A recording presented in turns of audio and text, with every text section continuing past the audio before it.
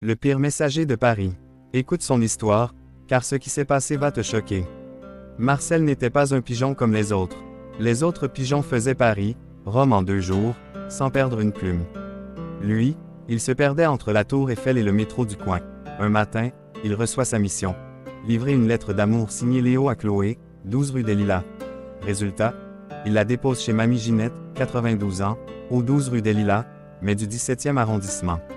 Mamie Ginette lit la lettre, rougit, et répond « Mon Léo, je savais pas que t'aimais encore la polka. On danse samedi. » Après avoir appris son erreur, Marcel tente de se rattraper. Il pique un avis d'expulsion pour le livrer à un couple qui se mariait à l'église. Résultat, le marié lit. Vous avez 48 heures pour quitter les lieux au moment où il doit dire oui.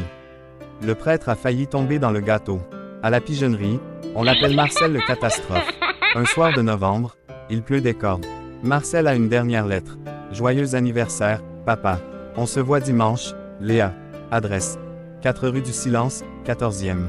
Sauf que Marcel, distrait par une frite tombée d'un camion, se pose aux 4 rue du Silence, mais du 13e. Il jette la lettre sur le balcon d'Henri, 78 ans, veuf depuis 3 ans.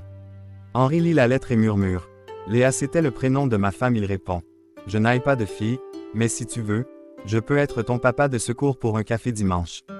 Marcel revient. Pour une fois, il ne se perd pas. Dimanche, Léa arrive aux 4 rue du Silence du 14e. Personne. Elle repart déçue. Au même moment, Henri attend au café du 13e avec 2 croissants. À 11h pile, Léa entre. Elle s'était trompée d'arrondissement. Il se regarde. Elle a les yeux de sa femme. Il a la cicatrice en forme d'éclair sur la main. La même que celle de sa fille disparue à 19 ans. Le silence tombe. Henri murmure. Tu as survécu? Léa répond. Papa, la lettre n'était pas pour son père adoptif. Marcel ne s'était pas trompé. Il avait retrouvé le vrai père que Léa cherchait depuis 21 ans. Celui que tout le monde croyait mort. Depuis, tous les dimanches, Marcel livre la même lettre. À demain, papa. Et il mange ses frites en paix. Il est devenu le messager officiel de la famille qu'il a inventé par accident. Fin.